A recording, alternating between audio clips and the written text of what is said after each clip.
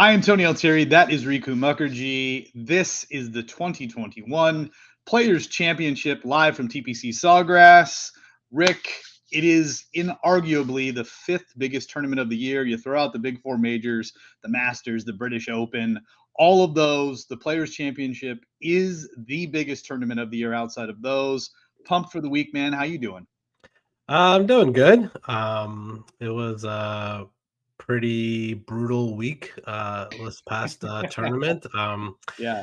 I woke up on Thursday morning and my main lineup had Rory and Zalatoris and Cam Young in it, and I opened up DraftKings and it said I was winning like $110,000, and then by the It's end of the never a good weekend, start. by the end of the weekend I won like I think like 300 or something like that. So it was not fun to see all the money go to waste. Hit first round leader on Rory last week, which was nice, but he completely faded. I had him in one and done and stuff like that, so I really wanted Rory to win that tournament, but he did not play good after round one. Yeah, well, I mean, a lot from last week to unpack. But before we get into that, I want to remind everybody this is a big week. So we expect some new people to stumble onto the show, to watch the recaps, to hear what we have to say, all the information that we'll be covering, the models, the overall rankings, the statistical modeling that we are doing. This is our data. Feel free to follow us on Twitter or Instagram, and we'd be happy to share any of that information with you. Don't forget to click the like and subscribe button to the Nickel City Mafia channel. And of course, if you're with us live, send us a comment, a question. We're happy to answer those. Producer Mike is live on the ones and twos tonight, watching the chat line. So if we do get some questions tonight, we're happy to answer those. But getting back to last week, Rick, we had talked about it. I think you and I had very similar betting cards going into the week. And Chris Caldwell, who does the football show with you and Mike, had tweeted and texted us like, man, you guys are all over it. There's 4 or 5 guys on your betting card that are inside the top 3 or 4. And it's never a good sign when Thursday you kind of go in hot with all this momentum. You kind of knew, like in the pit of your stomach, it was going to melt down. Yeah, and we knew it. We knew it was going to get tougher too. Like Oh, throughout yeah. the week, we knew the winds were going to kick up. We know the course was going to get firmer and faster. I just, I don't know, man. After Rory shot -7 on Thursday, I did not think the winning score of that tournament was going to be -5, like an outright win without a playoff. It's surprising as how hard that course played. And by Sunday, I thought Vic was going to win. I thought Sunday morning that Vic was going to come out and win the tournament, and it just went back and forth with him and Horschel and Gary Woodland came into the Yeah. mix. Late Eagle on 16. Yeah, Yeah. Eagle on 16. He took a lead there, but then at the end of the day, Scotty Scheffler does it again. Made 2 incredible par saves on the back 9. That I think basically won him the tournament, and also a par on 18 that won him the tournament. So big ups to him, man. I'm a Scheffler fan. I don't know if this is a floodgate situation where he's going to go win like I don't know 5 times this year or something like that, but I wouldn't be surprised if he does it. He's incredible, especially in tough conditions. Yeah, I mean, it's something that we talked about kind of at nauseum in those texts that you and Mike and Chris were going back and forth on over the weekend. It's like when the conditions started to get being ratcheted up, I mentioned it's like Scheffler just has the ability when par is a good score, regardless of where he is off the tee, if he misses greens, because he wasn't hitting fairways, he wasn't hitting greens in regulation, but he just found a way to get up and down. He found a way to, get himself in position to basically not have a huge number. And it seemed like everybody else would get a little momentum and then step on a landmine. It was eerily similar to what we saw in the previous week, also in Florida at the Honda, where we thought Berger was going to run away with it. Just like this week, we thought Hovland was just going to carry this thing all the way through. And, the conditions get tough, the wind gets bad, and all of a sudden the course starts playing extremely firm and fast. And all of a sudden, these types of guys that are just grinders show up. Obviously, Straka was out of nowhere to win the Honda, but I mean, it really felt like Lowry, who fits that same mold, a guy who is a grinder, who excels in very difficult conditions, would end up winning that tournament. Ultimately, he didn't, but Scheffler was able to pull it out. And I mentioned to you, it's like I would be betting Scotty Scheffler in basically every major this year because the conditions, the way that the USGA sets up the US Open, the way the PGA Tour, the PGA Association of America sets up the PGA Championship. They want those courses to play so extremely difficult that guys are struggling for par, and that is where guys like Lowry and Scheffler absolutely come alive. Yeah, and we already know how tough Augusta can play with the greens, and we know how tough an Open Championship can be with the winds and stuff like that. So yeah, I agree with you, man. I don't think it's a bad plan to try to sit here and but maybe not now because the number's been cut a lot for Scheffler at all four majors. But like, if you could have gotten Scheffler at all four majors before this week started, I feel like that would have been a good play. I mean, you could still do it. I think. I think he has a good chance of winning one of these majors this year. But we've seen him win Waste Management. We've seen him win API. I mean, those are good wins. Those are good fields. Those are good tournaments. Can he win a major? I don't know. To be determined. But yeah, it was an interesting tournament. After Rory was -7 after Thursday, after Vic was -9 after Friday. I cannot believe -5 won this tournament. And then there's 2 straight weeks now where at one point in the weekend, both of the winners of the tournament were 100 to 1. I think Straka was 100 to 1 last Saturday. Scheffler was 100 to 1, I think, like in the beginning parts of his round on Saturday this week. So it just goes to show, like, when you know it's going to be a tough course, when you know it's going to be like a tough scoring situation, why not take a stab at a couple of these guys like down the board that are good golfers? Like maybe not Straka, but Scheffler's a good golfer. There's no saying that at 100 to 1 that he can't climb up to -5 and win a tournament, which is exactly what he did. Yeah, I think that's an important aspect of, obviously the show's about the outright betting markets and what we like to do in DraftKings, but a good strategy for live betting odds, if you have an opportunity to use a book to place live odds and you have access to the live strokes gain data, whether it's through Fantasy National or through Rick Gaiman's tool, like there's a number of ways to be able to track who is trending, who is holding water, and who's falling behind.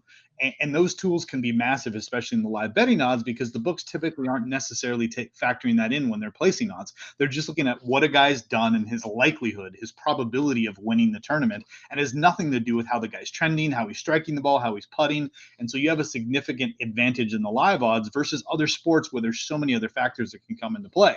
I would say this, and not to digress from the, where we are in terms of the tournament or the players, but the big story coming out of the PGA Tour today was basically them embracing gambling as an aspect to expand the game to a new and burgeoning audience, right? Like everybody wants that 20 to 35-year-old male audience to follow their sport.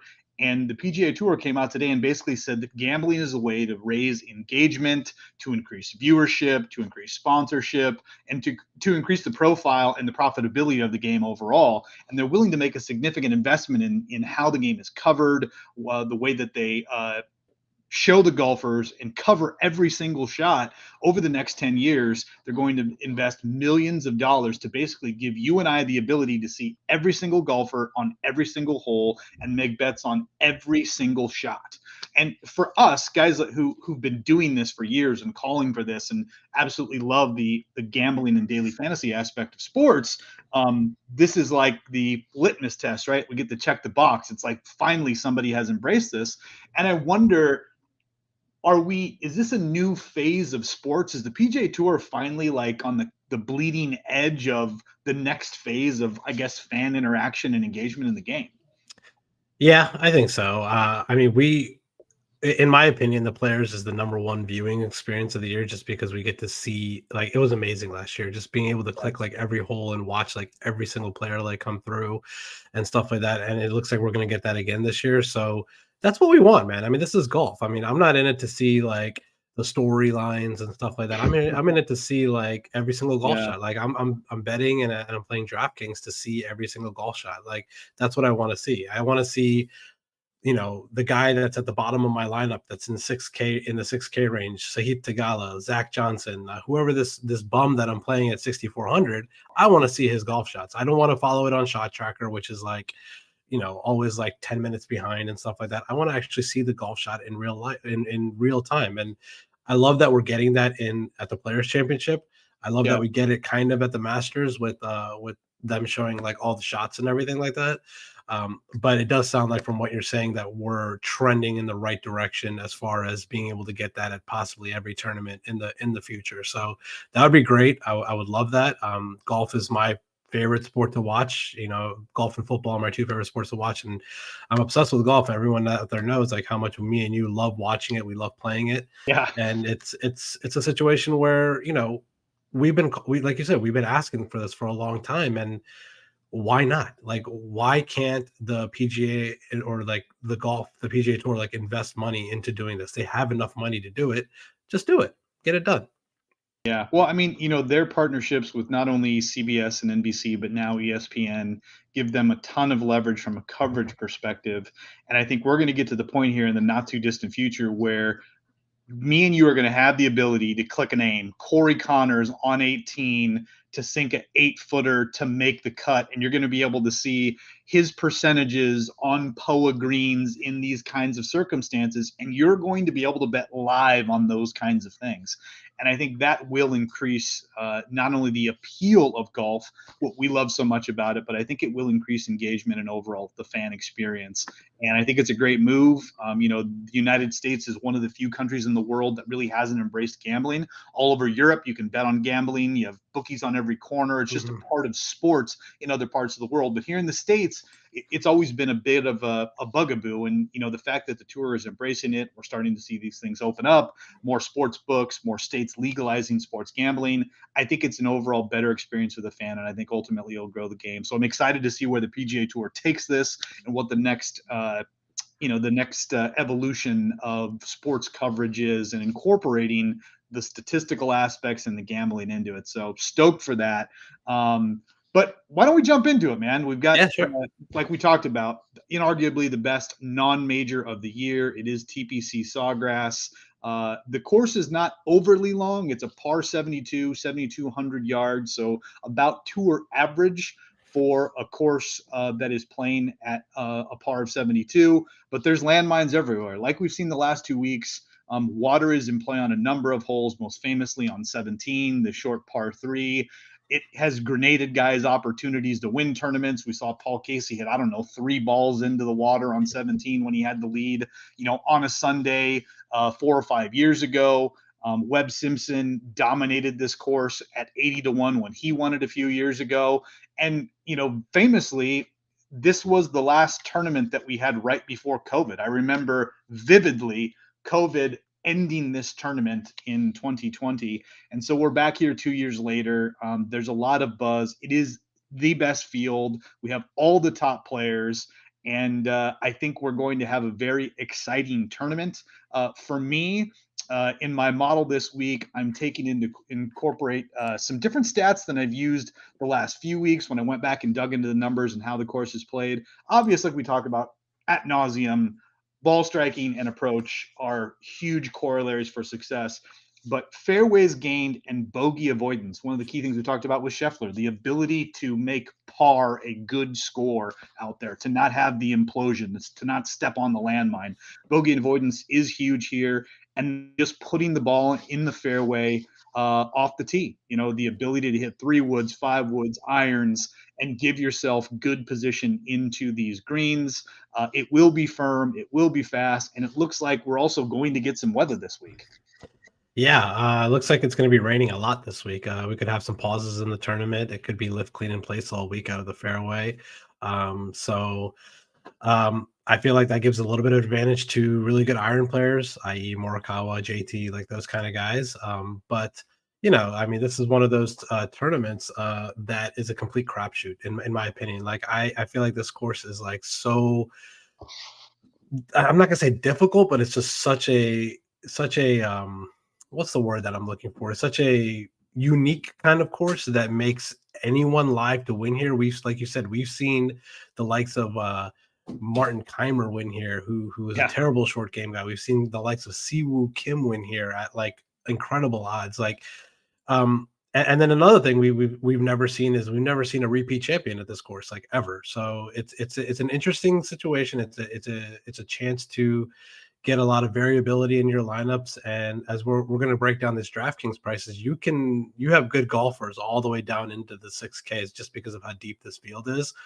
And yeah, I mean, ever since they moved this course to this tournament to March, it's a little bit more of a POA kind of situation on the greens. Usually during the summer, I played it in the summer a few years ago, where I got this player's hoodie at, and I played it in June when it was strictly Bermuda, which is not what it is now. It's a little bit more of like a Bermuda POA kind of mix right now. So yeah, I mean, my memories from this course were like you said, there's water everywhere, there's bunkers everywhere. It's a difficult course. I think I shot like 95 at this course when, I mean, I usually shoot in the 80s, so like this is a pretty tough course. And um yeah, 17 will get you. A lot of people, that's the main attraction, obviously, for this course, and people love hitting it in the water. I stuck it on the green on my first attempt. That's on 17 and made par.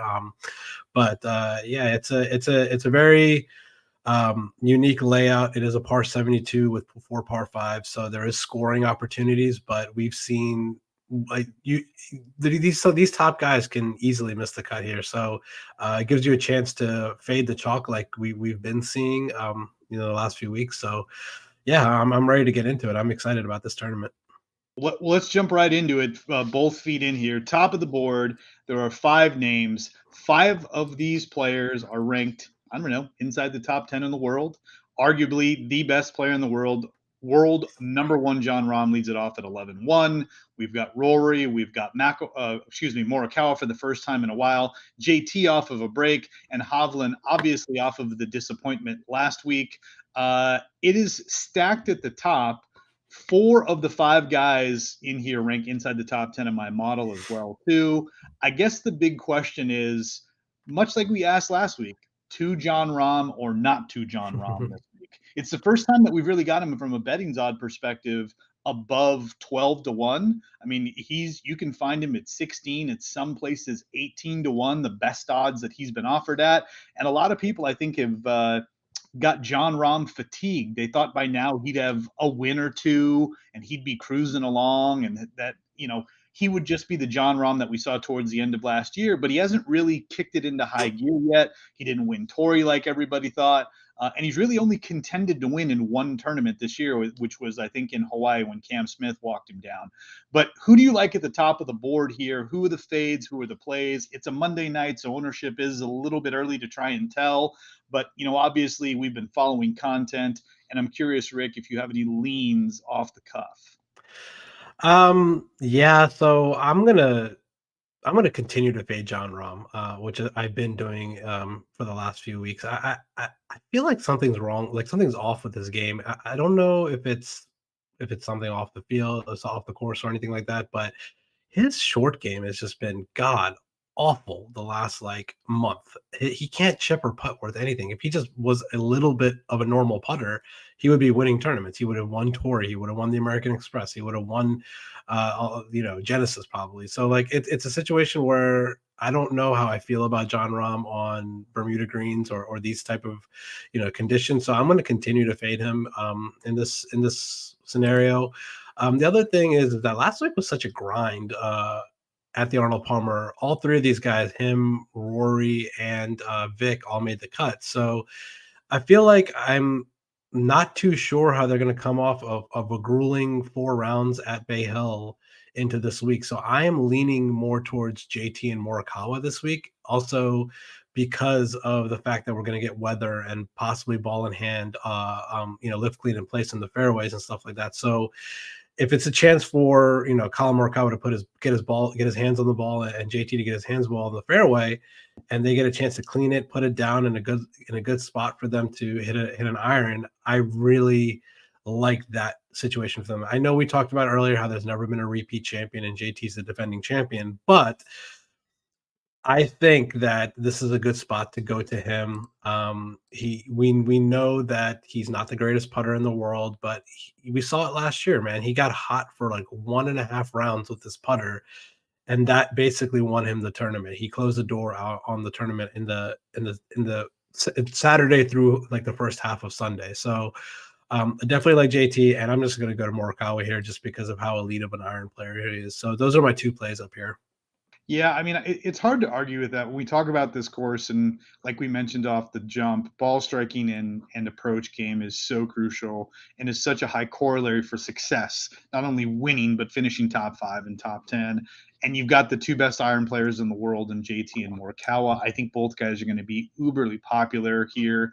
And I think we're going to see similar trends with Rahm in terms of ownership on DraftKings.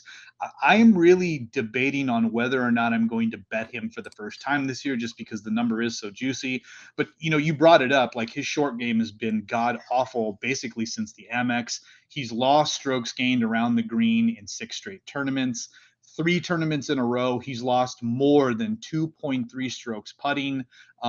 His first experiment, we'll call it, in Florida at the Arnold Palmer last week, continued that trend where basically he lost almost 4 strokes putting and another 1.5 around the greens. And I just don't know if there's enough there for me to feel good about playing and paying the 11-1 on DraftKings. Rory is interesting. I think a lot of folks are going to fade him after the quote unquote disappointment or meltdown of last week. And the same thing for Vic. But there's significant savings on Victor Hovland. And I feel like, every time we talk about Vic being underowned, he still ends up coming in at like 18 to 20%. It just, people love playing him because of the consistency. And we saw it. He was so good off the tee for 71 out of 72 holes last. And it's that kind of consistency that I think people like to feed on. I don't know. I'm either going to bet on Rahm or Morikawa, and I may take the ballsy stance of fading every guy in this range just to try and get some leverage from an ownership perspective. And obviously, it's a Monday night. Things are kind of going to mature, and we'll get a better idea of where ownership is going to end up. But right now, if I was to gut check it, I would say Morikawa 1, Thomas 2, Hovland 3, Rory 4, Rahm 5 in terms of ownership. Yeah, that sounds about right. I don't think Rahm is going to be. People are still going to play John Rahm. I don't think he's going to be lower owned than Vic. So I think it's probably going to be Morikawa, JT, Rahm, and then Rory, Vic as far as ownership goes up here. I don't have a betting card yet. It's too early in the week for me to make a betting card. I know you love making bets on Sunday, but I usually make my betting card on like Tuesday or Wednesday. But if I was going to bet anyone up here, it would be Morikawa. But I think those numbers are a little bit too high for me for all these guys. So I think I'm probably going to start my card in the 20s. So yeah, I don't really like anyone from a betting value up here. I guess maybe Rory, he showed some signs last week of playing good golf, but I'm seeing his number right now at like 20 or 21 to 1. So like those are pretty good odds on Rory. Like whenever you see a 2 in front of Rory's name, it's probably a good idea to bet him. But I think my favorite play up here is Morikawa. He's coming in, probably going to come in the chalkiest, but I think having a couple weeks off after contending at the Genesis, I think he's ready to fire it up. And we've seen him win. He won a concession last year, so we've seen him win in this part of the world. So I definitely like Morikawa this week.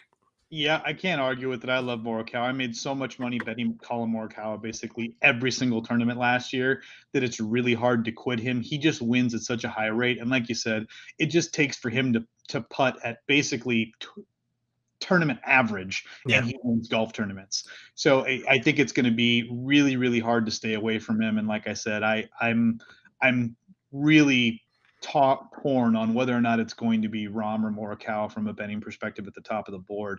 But I mean, equally as good when we drop down into the 9Ks. I mean, this is star-studded as well. Cantlay, Johnson, Xander, Matsuyama. We lost Bryson, obviously an early withdrawal from the tournament.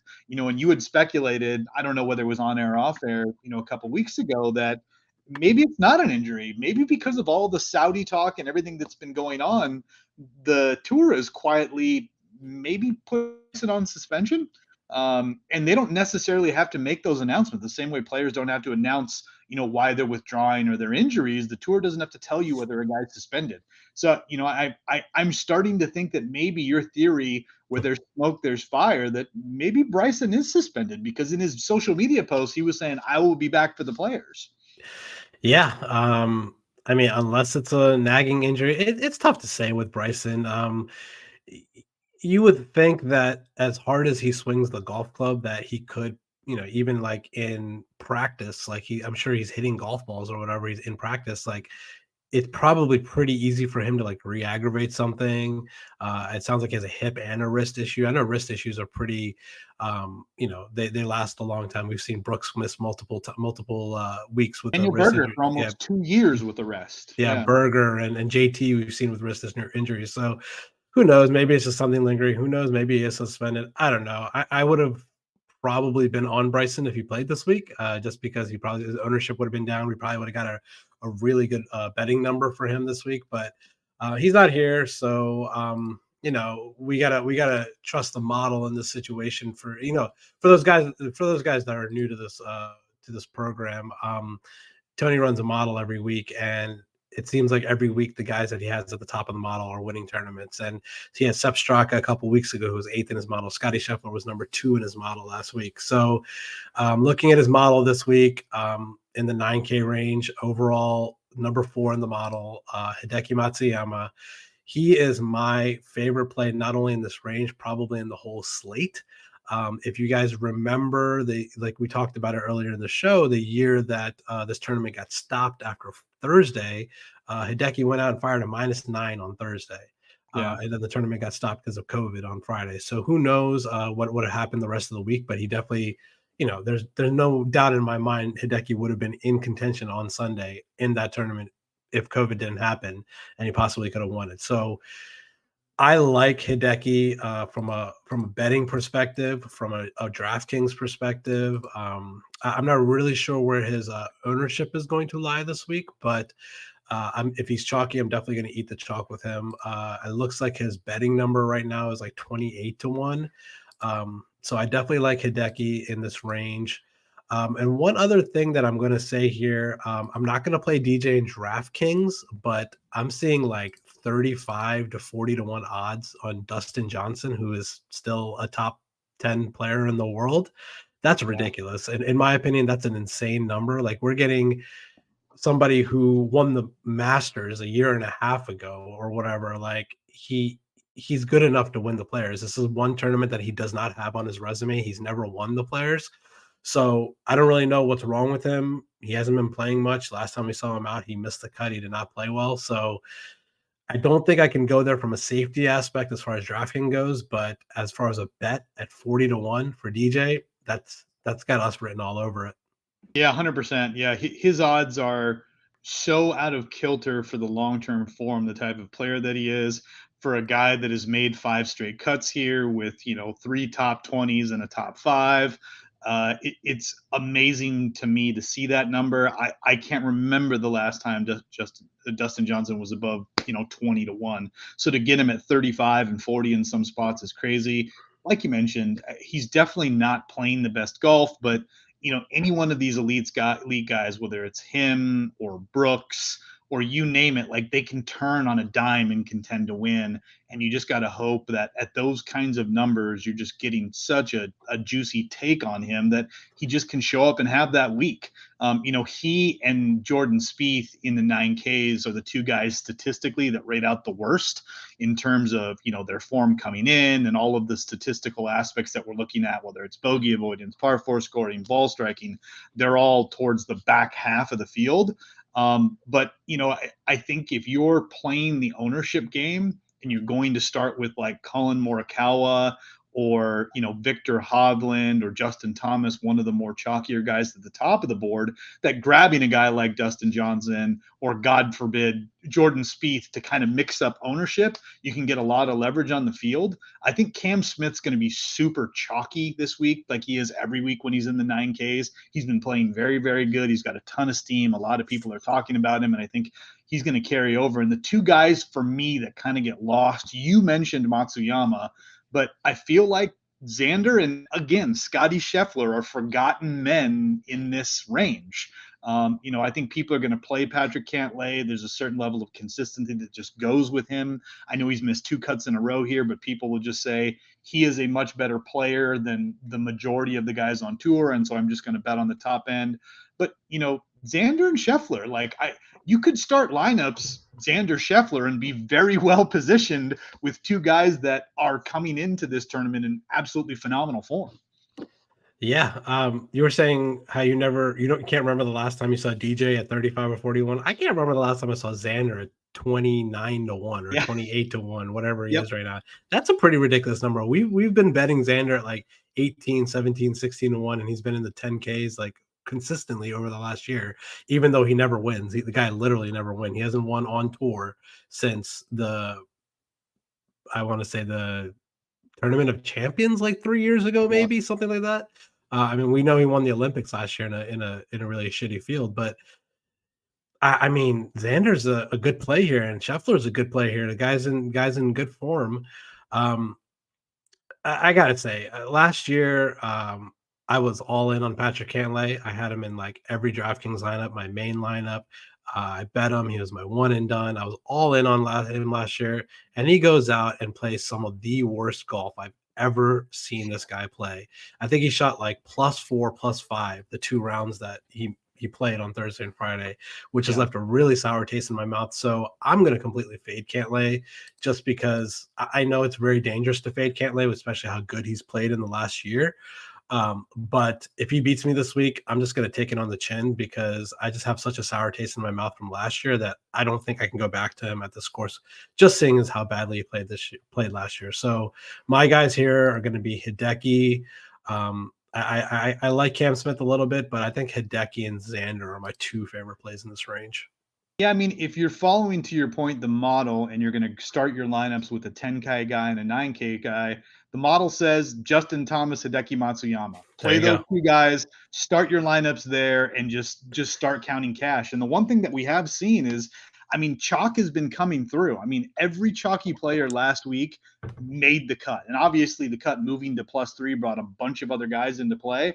But the chalk lineups they've just been paying out. It's crazy. It's like play the best lineup, play the best statistical guys, and those guys are showing up where typically we see landmines each and every week where an uber chalky guy ends up just grenading 50% of the field.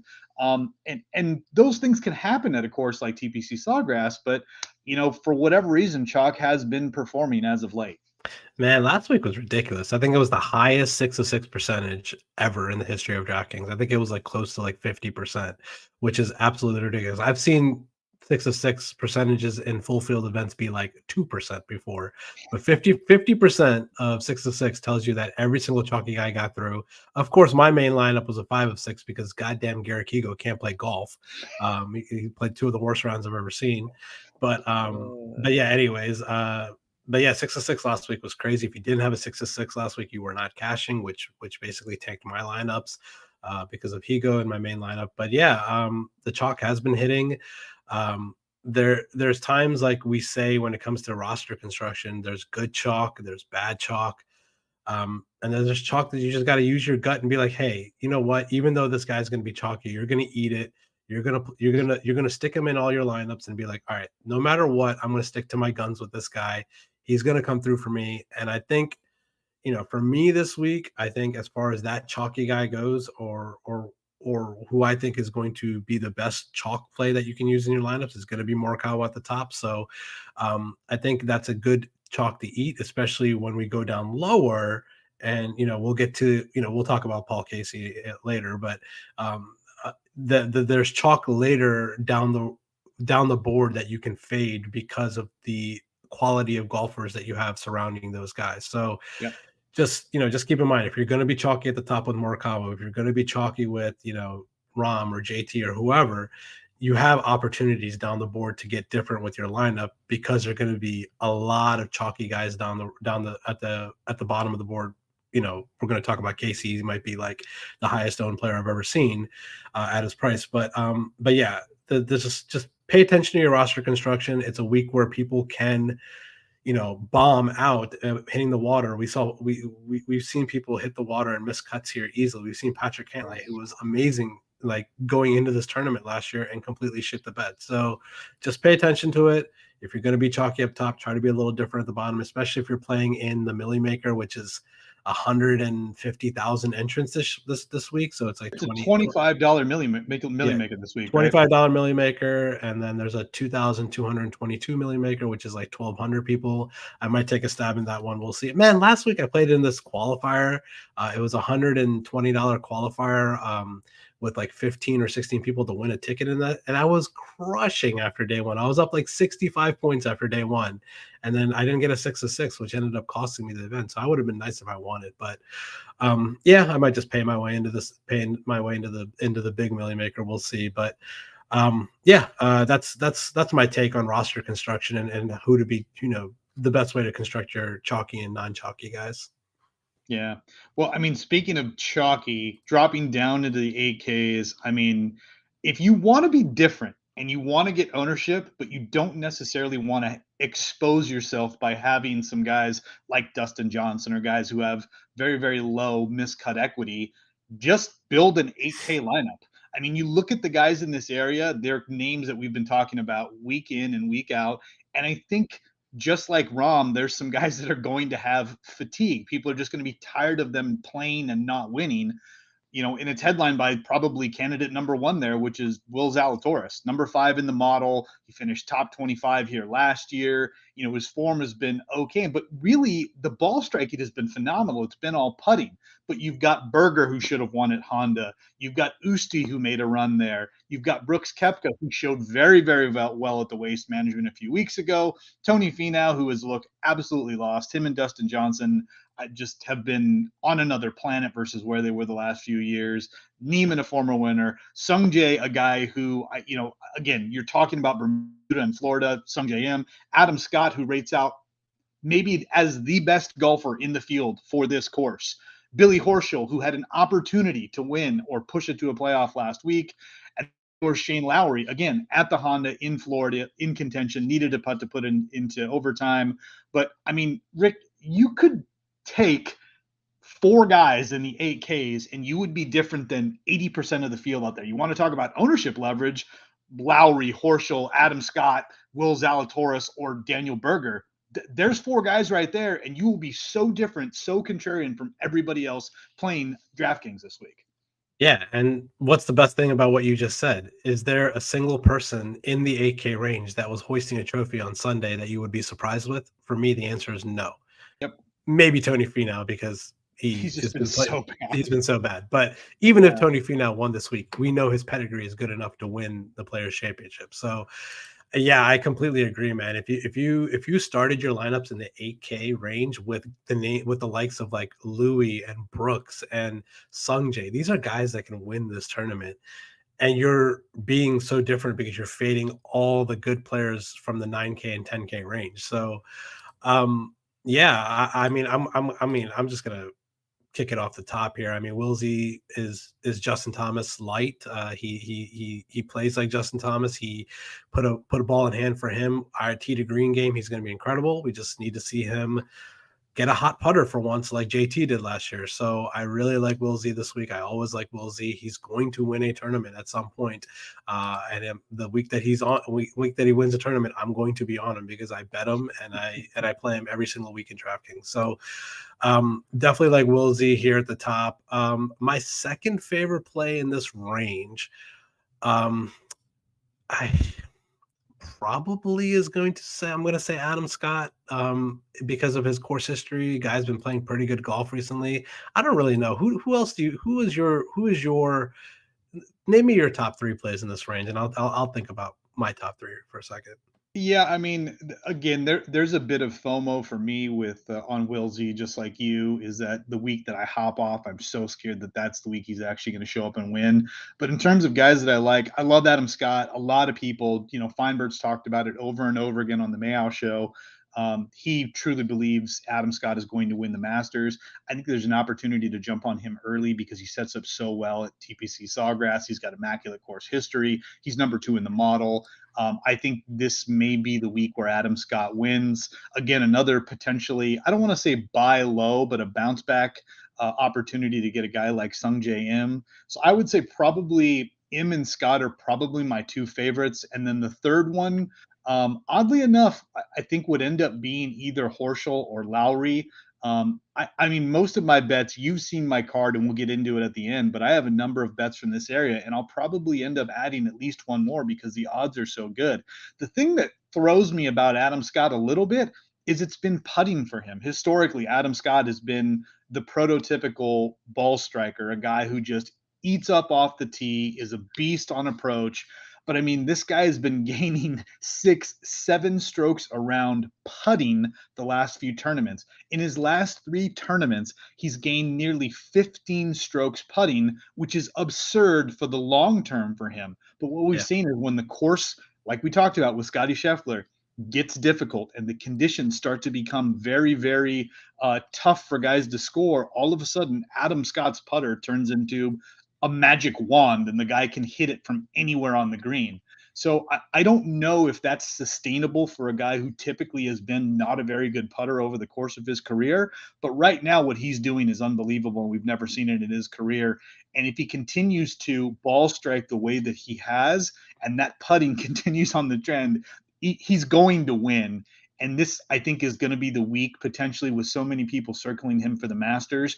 He would be my number one guy. And like I said, it would probably be him, and then again, because of potential conditions, maybe Lowry or Horschel here at this tournament this week. Are you sure about Lowry? Because there was a monsoon during his 18th hole last week, and he was not happy about that. Right. He hit the bed, yeah. So even though he's from Ireland, maybe he's not the greatest guy to play in watery conditions. I don't know. Maybe not. But Adam Scott's won the Players before, right? Yeah, he's a past champion, right? Yeah. Yep. So yeah, I mean, we talk about how volatile like course history is here at this course, but he's one of the few guys that I'm looking at as far as like past finishes go that is like really consistent, like with like top end finishes. He has, last year he had a 48th, but before that he had a 12th, 11th, a 6th, a 12th, a win. Like this guy like consistently finishes well here. So if you believe in course history, which I'm not that high on course history at this course particularly, but if you believe in course history, Adam Scott's the guy. So I think for me, number 1 is going to be Will Z. Number 2 is going to be Adam Scott. And then for number 3, I think I'm going to go back to Daniel Berger, even though he had a tough fourth round at the Honda a couple weeks ago where he choked it away. Cost me a lot of money. But yeah, I mean, he's great in this part of the world. We know how good he is in Florida. His finishes here in the past, he finished 9th here last year. A couple middling finishes the 3 years previous, and then a 9th 5 years ago. So his form is great. His course history is good. He loves playing on these Bermuda tracks in Florida. So I think Berger is going to be my 3rd favorite play. And then if I was to pick a 3B, it would be Louis. Yeah, I mean, you mentioned it with Berger statistically, right? The core stats that I identified that I believe correlate the best for success this week. He is 9th in fairways gained, number 1 in approach, number 3 in ball striking, number 10 in par 4 scoring, and number 8 in bogey avoidance. Statistically, he is the best player in the field. He's got decent form coming in. Obviously, we all thought he should have won at Honda. And again, it's a Florida course and the conditions are going to get ratcheted up. So that screams Daniel Berger. Again, if you're playing the model, you go grab Will Z, you grab Usti, and you play Adam Scott, and you call it a day for those 3 guys. If you want to add another one, technically it's Shane Lowry, just again, from the stat perspective, he just rates out so well. But there are just so many options in this range. And I guess what I would say is, if as the week progresses, if we start to see that somebody starts to stand out as being uber chalky, there are so many great options in this price range. I mean, for God's sakes, we didn't even talk about Brooks Koepka and Tony Finau. I mean, Brooks Koepka is inarguably the best big tournament player there is. And Finau, again, very similar to Dustin Johnson, is the kind of guy who can just turn it on out of nowhere. So both guys obviously are. I don't want to say struggling. I mean, Finau's definitely struggling, but both guys have been up and down over the course of the last, let's call it 6 to 8 months. Definitely not in the best of form. But when you talk about long-term pedigree, I mean, Finau and Koepka, they're inarguably 2 of the best players on the PGA Tour. And I think the point that I'm trying to make is, don't get stuck playing a chalky guy in this range, because there are a ton of options with win equity and made cut equity here. And when you're building lineups, like I said, don't be afraid to go 4, maybe even 5 guys in the 8Ks and see if you can put something together. You're going to have to end up going way down the board if you end up trying to jam that many guys in, but it's doable. And like you talked about, because the pricing is so compressed, because the field is strong, there are options down in the 6K. So I absolutely love the 8Ks. And to be honest with you, I love the next range behind this as well. Yeah, I think Brooks is he looked a little better at Honda. Like I think he was turning it around. I bet him at Honda. It looked pretty good the first couple rounds. I believe he made the cut. But yeah, I mean he could turn it around and like we didn't even mention the guy who dominated at Riv 2 weeks ago Yeah, and Neiman. Joaquin Yeah. Niemann, right, 3 weeks ago. We didn't even mention his name.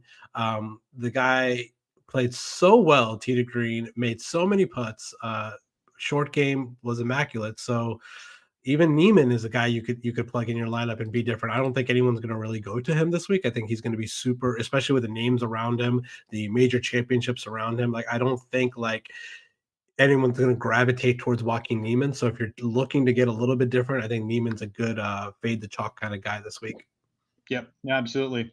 Dropping down into this next range, we mentioned it. I mean, this is a star-studded range, where again, I play a bunch of guys in the 7Ks because it's absolutely chalked with win equity, made cut equity, and guys with massive amounts of upside, guys statistically who rate out unbelievable like Russell Henley, guys with great course history, like Jason Day.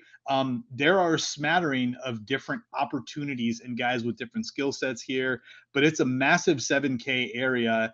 I'm going to talk about three guys that I really, really like down here in the 7Ks for very, very different reasons. Number one, I love the Abraham Answer. And I recognize, like Tony Finau, like Dustin Johnson, has not had the best start to his year. It's been a while since we've seen him, but when you talk about long-term form, you talk about long irons and ball striking, that is Abraham Answer, and you just got to hope that the putter shows up for him. Yes, he has not been in the best of form, but this is a course that he has played well. I think he's played it the last 2 years and has a top 15 and a top 25 finish here. And at $7,600 to me is a great DraftKings play. The other names that I really like here, I think Taylor Gooch is going to be a forgotten man. And Taylor was live all the way up until maybe the last 2 or 3 holes of the tournament last week. He played phenomenal through the swing season. Statistically, he has been great. He finished 5th here last year, and he putts very, very well on Bermuda. And it seems like every time we cut to him during the course of the API last week is him missing a 4 or 5 footer. You know, we saw the 3 putt from inside of 3 feet played over and over again on social media. But historically, Gooch is not a bad putter on Bermuda. And I think a lot of people are going to remember what they saw on social media and avoid him and forget, like, this dude was in contention very, very late in the day and was in the final group with Billy Horschel going into Sunday. So I really do like Gooch a lot down here. And then the other guys is Corey Connors. I just, the ball striking, we saw him last week. He played very, very well. Again, when I'm talking about a guy historically at $7,300, I want a guy that I know can make the cut, who can score on the weekend and finish inside the top 25. And for me, Corey Connors fits the bill perfectly. There are way more opportunities to get guys that have a lot more upside. I mean, Webb Simpson is here, a previous winner, a guy who dominates at this course. Jason Day, like I mentioned, also another previous winner, a guy who always plays well here, even when he hasn't been in form. But who do you like in K's, Rick? I like a few guys. There's a lot of good names here. I'm going to start off the conversation by talking about Paul Casey. He is $7,400, which is an egregious misprice by DraftKings. He should not be $7,400. He should be in the 8Ks, which is going to mean that he is going to be in like every cash game lineup. He's going to be in a ton of GPP lineups just because of how safe he is. His ownership could be pushing over 30%, maybe even 35% in this range. I'm going to fade him. I just can't eat that chalk with Paul Casey. I understand how quality of a player he is and that he shouldn't be priced in this range. But if he's going to reach that, it's still early in the week, but if I'm looking at it on Wednesday and he's going to reach that 35% threshold, I just can't get there with him just because we've seen him eject at this tournament before, like hitting multiple balls into the water and stuff like that. So I am not going to be playing Paul Casey, especially with how much chalk he's going to be getting. I'm also not going to play Webb Simpson just because I don't know what's wrong with him. He hasn't played at all this year. Like he's played like I think one tournament and he did not look good. Something's wrong. I think he's hurt or something like that. So I'm going to be out on those two guys for sure. I think my favorite play in the 7K range. It's probably I think I have to say Taylor Gooch at 7,200 is such a good play. I mean, he finished fifth here last year. He played so good last week. 7,200 for his quality of golf seems just like too good to be true. So I think Taylor Gooch is my number one play. I'm going to go back to Cam Young again, just because the guy's been so good recently. He's been my guy for the last 5 months. So I really like Cam Young. I'm gonna I understand his volatility when it comes to playing golf tournaments, but the guy's a Pete Dye specialist, man. Siwoo Kim, like Yeah, I think he is previous winner. yeah, previous winner. He dominated that year. I think he's easily playable in your lineups, especially when he's at what is he at? He's at 7,300. So he's $100 cheaper than Paul Casey. So if you're gonna fade the chalk with Casey, you can go down to Siwoo. And then from the top of the 7K ranges, I think 7,800. Tyrell Hatton's a good play. He played really well last week. For a while there on Sunday, I thought his -4 posting in the clubhouse was going to be good enough to win that tournament, and it could have been easily if Scheffler bogeys number 18. So I definitely like Ty Hatton towards the top there. I don't really have a feeling for really anyone else. Sam Burns has been playing bad. He hasn't been playing the greatest, even though he did churn out a top 10 last week. Yeah, he finished T9 last week. Yeah, so I mean, he's I guess appropriately priced right now, 7,900, which is not something we would be saying about Sam Burns like 3 weeks ago. 7,900 seems like a underprice for him with how good he's been playing. But I think my guy from the top there is going to be 7,800 Ty Hatton, and then I like guys lower down with like Siwoo Kim and Taylor Gooch and Cam Young. So the middle of the range in the 7Ks, I don't really have a feel for any of these guys. I'm not going to play Jason Day for those guys. For you guys out there that don't know, his mom just passed away, which is why he withdrew from API last week. So I'm not really sure where his headspace is at. I never really played Jason Day anyway, but yeah, I can't really get there with Jason Day, and I'm going to fade the chalk with Casey. If I'm going to play someone at 7,400 right around Casey, I'll go to Sergio. Yeah, I mean, Sergio is one of those guys. I played him last week, thought I was going to be super contrarian. He ended up still coming in anywhere between 8 to 10% ownership, which is good, but I thought was going to be getting him at like 2 or 3. The guy that I never seem to get to, that everyone has been super high on, and now all of a sudden it feels like he absolutely is a forgotten man at the top of the 7K range is Matthew Fitzpatrick. He has 3 top 10 finishes. He has a 9th place finish here last year at TPC Sawgrass. He Playing good rates golf. out. He's playing very good golf. And again, he's another one of these guys. I hate to keep going back to this, but we are in Florida. There is going to be wind, and the conditions are going to be miserable. Fitzpatrick is a guy that shows up in these terrible conditions and just plays really, really well. And he's a guy I think we've been earmarking to win on the PGA Tour for probably the last 3 years, and it feels like he's this close. It's just he has a round that ends up derailing his opportunity to win, but he still continues to finish very high. And at 7,700, like he's been priced in the 9Ks consistently here over the last couple of weeks. You're getting a massive discount on him. I really do like Fitz a lot on DraftKings this week. Yeah, I could definitely see that. Those Englishmen right there at the top, Hatton, Fitzpatrick, I definitely like them more than the guys around them, Burns and Webb and Leishman. I know you like Answer, but I'm not too high on him this week. But yeah, those are the guys that I feel like at the top are the good plays. What do you think about Gary Woodland? Because he was one really bad bunker shot away from winning last week. He's been playing really well back-to-back 5th place finishes the last 2 weeks. This is another course that we talk about with Gary Woodland where it's not that long of a course, so he could definitely club down, doesn't have to hit his driver. He can hit 3-wood or iron off the tee and grind out pars and make some birdies. So what are your thoughts about Gary Woodland? Yeah, I like Woodland a lot. Woodland's one of those FOMO guys for me, like Munoz, like Mito, that I just find myself betting and putting in the lineups each and every week.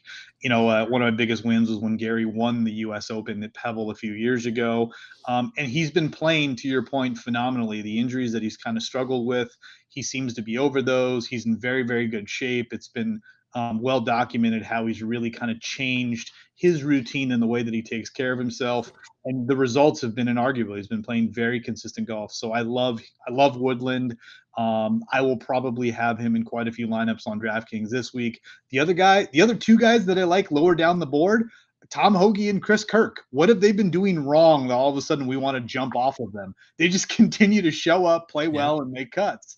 And both guys, I think, are going to go drastically under owned. You're getting Chris Kirk at $7,000, and he's a guy that has been in the 15 to 18% ownership range, and I think largely he's going to go overlooked because a lot of people are circling guys like Norin and other guys in the 7Ks. And here's Chris Kirk. He finished top 5 last week. He had a T7 the week before that. Plays well in Florida. He had a T14 in Phoenix. I mean, he's just trending right now. And he may not win the tournament, but I love, Chris Caldwell's strategy that he used last week, playing him in top 5s and top 10s. Like, the top 10 number you're going to get on Chris Kirk this week is going to be phenomenal. If you're looking at a guy to round out your lineups, your sixth man in at 7K, I mean, good Lord, you can do much worse than Chris Kirk. Absolutely. I 100% agree. He was my only, he wasn't, I didn't think he was ever going to win the tournament, but he was my only like real sweat for my betting card that I had last week. But he's been playing phenomenal the last couple of weeks. And like you said, with Chris's betting strategy that he doesn't really bet outrights. He bets more top 5 and top 10s. He's just taking our guys that we like towards the bottom of the board, and these sleepers that we're finding out and just betting them top 5, top 10, which is probably a good strategy because we know how hard it is to win a damn golf tournament. And at 7K, we're not asking him to win a golf tournament. We're asking him to finish in the top 10, which is easily possible for Chris Kirk with how good he's been hitting the ball recently. And like you said, also Tom Hoge, he's I think 13th in your model, so he's definitely the top guy in your model in the lower 7K range here. Am I right about? Yeah. So in the lower sevens, Connors is 7th in the model, and Hoge is 13th in the model. So those are the guys that your model really really likes. And he just won a few weeks ago in pretty tough conditions at Pebble. So definitely can get on board with Hoge and Kirk in the 7K spot. Yep. Yeah. There's a lot to love. And I mean, even as we drop down into the next K, we go diving into the dumpster for guys below $7,000. I think this week we need to, I don't think it's the dumpster this week. I think it's the, I don't know. What's better than a the dumpster? discount aisle? I don't know what to call it. The dollar store. Yeah, the dollar store aisle. So we go down the dollar store aisle, the deep discounts on some guys. At the very, very top at 6,900, he's ranked number 12th in my model. Statistically, he ranks out, very, very high in terms of course history and the things that he does well metrically. Keegan Bradley, man, he's been playing very good golf. Over his last 5 rounds, he's basically been gaining in everything but putting. He's like Luke List. You just know what you're signing up for when you grab Keegan Bradley. But he's been doing very, very well. His tee to green game is off the charts. He gained, 4.5 tee to green last week at API. He at the Phoenix Open, he gained 6.4. We just need to get him where he's not losing, 4 or 5, 6 strokes putting in a week. And he can contend. And he's another guy that seems to play well in tough conditions. He likes putting on Bermuda probably more than any other surface. At least statistically, that's how he rates out. But he's been playing very good golf. He's made, I don't know, like 5, 6 cuts in a row with a few top 20s in there. And for $6,900, I think it's a good price. Going a little bit farther down the board, other guys that I like here, we've got Francisco Molinari back in the mix for the first time in a while. Matthew Neesmith, who I have a Matthew Neesmith problem, but I seem to always find myself gravitating to Matthew Neesmith, and he's been making cuts. But there are a lot of options down here and some names. Harold Varner, who a few weeks ago had his first big win internationally in a very long time. Sebastian Munoz is here, who was a very chalky guy last week, at API and at Honda. So there are a ton of options. The other guy that I've heard a lot of steam lately about in the 6Ks is Joel Dahlman. And Dahlman is one of those guys. He does have a top 15 finish here. And, he has a lot of variance, but when you talk about a guy who can, put the ball in the fairway, not very long, putts well, good around the greens, Dahlman checks a lot of boxes.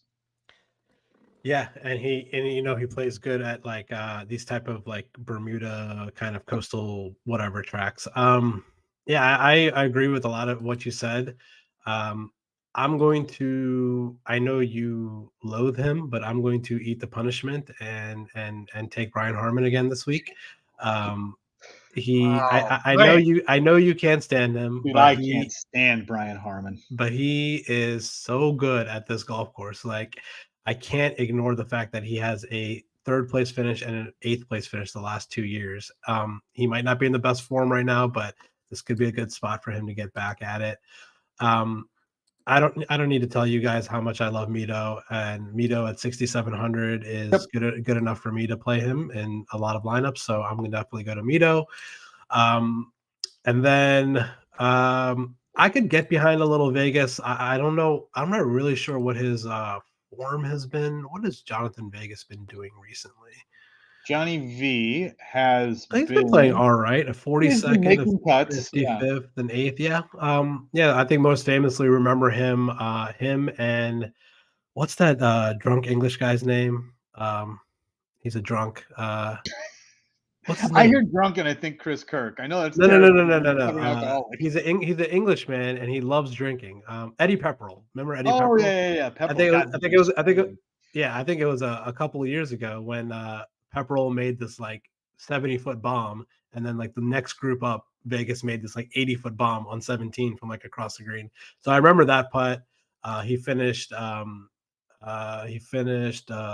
that year. So it's 2 years ago, the year that or not 2 years ago, but 3 years ago when Rory won. But yeah, I could go back to a little Vegas here. Couple other guys that I like. I'll be a glutton for punishment and go to Charlie Hoffman. I have a soft spot for him. He I played know, but well. he's just been so bad, man. Yeah, but he actually played decent his last time out. He didn't look terrible, so I could definitely see in a situation where, irons are going to be very critical. I think Charlie Hoffman's a good play. I am not going back to Garrett Higo after what he did to me last week. And then down the board a little bit towards the bottom of the 6Ks, Doug Gim was in the final group last year, or maybe the next to final group with he played with JT, and he just had a really bad Sunday, just kind of folded under the pressure. But I could definitely play a little Dougie Gim and JT Poston at 6,100. He has two 22nd place finishes here, and at 6,100, if he finishes 22nd, that's not much more you can ask for from that price. Absolutely. Other guys that I like, you like Hoffman right by him. I like Dylan Fratelli. He's been playing very, very well. He's got two top 30s here in his last three tournaments. He finished top 25 here last year in 2021. So I like Fratelli at 6,600. I think there's value there. He's so frustrating to watch. Oh, dude. I know. Dude, I know he can eject so fast at this turn. I mean, it's fine. I mean, he's been playing good golf, but this guy can go like, yeah, I know exactly. This guy can go birdie quad in like at any point in the tournament. So yeah. Yep.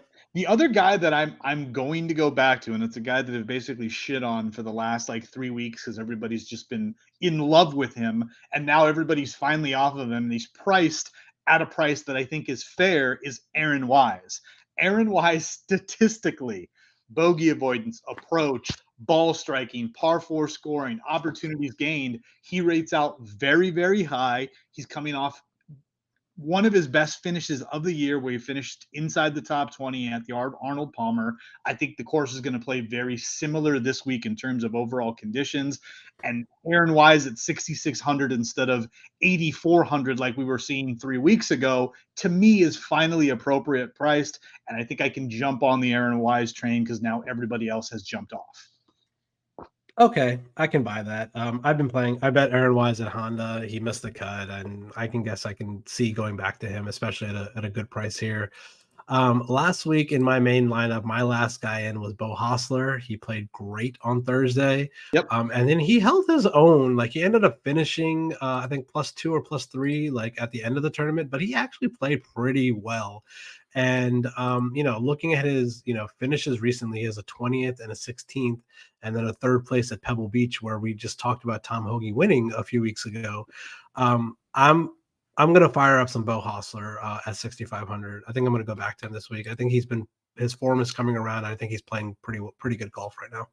Bo Hostler, his mom is the hottest mom on tour. I don't remember when he was like the low M at the U.S. Open. I don't know, like 7 or 8 years ago. All they talked about was they kept showing his mom like following him around the course, and That's funny. she had big old bolt on. She had blonde hair, and all the announcers were just talking about his mom. I felt so bad for him. But whenever I think of Bo Hostler, I just think of his hot mom walking around the course. That's funny. I didn't know he had a hot mom. I got to look her up now after the show. Yeah, you look up Bo Hostler's mom. I guarantee if you Google that, you will be surprised at what you find. Nice. Yeah, I don't really have any other takes in the 6K range. That's pretty much like all my takes. I guess maybe a little Denny McCarthy. He's such a good putter. He can get hot at any time. But he's been making cuts, so I yeah, see it. I mean, for 6,400, you could do worse. Pat yeah, Perez is another guy who's been making cuts. yeah. You I know, think my favorite play in the 6K is going to be Mito. I'm going to take the punishment with Brian Harmon. I'm going to play some Bo Hostler, and then down low I got Dougie Gim and JT Post, and all of these guys are probably going to be bombs on my card. So, yep. like Chris does, if you find one of these guys and play them at a top 5, top 10, maybe you can cash a ticket there. Hey, the other two guys that I'll throw out before we go into the betting cards and cut this thing off, two other guys, buy low guys. Sam Ryder, the guy's made, I don't know, like 5-6 cuts in a row. He's still priced at 6,300. And Thomas frickin' Peters, he was everybody's pick to win the Genesis, like, I don't know, like 4 tournaments ago. Thomas Peters is now $6,300, and he's coming off of his first made cut on the PGA Tour, and we're getting a $3,000 discount on his price. Thomas Peters at 6,300, he is a top 15 player in the world. He's $6,300 right now. That's insane to me. Yeah. He doesn't. I'm not seeing any history here before. Has he never played? I don't think he's played, at least not in the last 5 years. Okay. Sure. Why not? Let's go to him. 6,300. Thomas Peters. Fire it up. I mean, it just, again, if this was the Genesis and he was $6,300, he was, I mean, at 90 some, 9,000, he was coming in at like 25% ownership. Here he is 4 weeks later, made the cut for the first time, and he's $6,300. I mean, good Lord, that just seems wrong to me. Yeah. I mean, he's won twice Yeah. on the European Tour in the last, like 3 months or something like that. Like I mean, he has the pedigree to win. Why not? Let's fire him up. Thomas Peters. Let's add him to our top 5 list, top 10. Yep, absolutely. I might have to take a page out of Chris's book and throw a top 10 or a top 20, depending on what his odds are. And speaking of odds, I am going to show my early betting card for the week. It's Monday, and I will probably add 1 or 2 more names to this list. And honestly, the only reason that I've bet the majority of these guys is because the number just seemed wrong. I mean, there just seemed value. We talked about it. Xander and Berger at 28. Dustin Johnson at 35, Brooks Koepka at 40. If you got up early this morning and you caught Brooks at a 50, a massive number. And then the same thing on my bombs. Abraham Answer and Tony Finau, historically, guys we see in the 20s and 30s, obviously not playing the best golf, but at 80 to 1, 90 to 1 with a sprinkle, like, hey man, would you be surprised if Abraham Answer is the guy that raises the Players Championship trophy? No, there's a path to victory there. I also, again, I'm starting to develop a Jason Kokrak problem. But anytime I think of these courses in Florida, I tend to think Jason Kokrak. And then Wise, I've basically avoided him all during this chalk phase. I think we're finally getting him at appropriate numbers. So I'm jumping on Wise at 150. And then I'm throwing a massive flyer at Cam Champ at 350 to 1. He's not been playing well. He's made his last 2 cuts, but there's not been a lot there. But again, Cam Champ is one of those guys that he can just show up out of absolutely nowhere and win a golf tournament because he just has that week. And so when you're betting a guy like that at 350 or one, you're hoping you catch that flyer week where he does show up and plays to his ceiling in a tournament like this. But those are my early leans. Like I said, I will probably be adding at least one more bet from that 8K range, whether it's Adam Scott, Sung JM, and then probably either going with Rom or Morikawa. I think one of those two guys, the odds are good, and the case that you made for Morikawa is almost impossible to argue against. Yeah, I like your card. It's early in the week for me on a Monday to put a card together, but I will tell you that for sure, Hideki will be on my card at 28-1. Xander for sure will be on my card at 28-1. Those are two numbers that I really like for world class golfers. And then I really am going to pepper that middle range right there with Adam Scott and Will Zalatoris and Ty Hatton and Louis. These guys are all 50-1. Like when the Louis at 50-1 just seems like a really good number. So He is definitely gonna. Andercursed, which I do buy into the Andercurse. So he is Andercursed this week. Oh, So is he? I didn't know that. So okay, yeah, maybe I won't bet Louis this week. But but right next to him is Adam Scott at 50 and Ty Hatton at 50 and Will Zalatoris at 50. I like those numbers on those guys. And then down the board a little bit, like we talked about, I like Mito at like 200. He's gonna make my card no matter what. And then some of the other guys, Brian Harmon at 125-1. These are the bombs that are going to be looking at. Follow me on Twitter, Riku Mukherjee. I will tweet out my card either tomorrow or Wednesday, and hopefully we can hit a winner this week. Absolutely. He is Ricky Mucks. I am Tony Altieri. Thank you very much. Remember to like, comment, and to subscribe to the Nickel City Mafia channel. We appreciate each and every one of you this week. Let's hit a winner. Rick, you're due. I'm due. It's time to take down a big one. I want to post those tweets out there showing the Jags what we got going this week. So good luck to everybody. Thanks again, Rick. Appreciate it. Producer Mike. Best of luck to everybody, and we'll see you next week.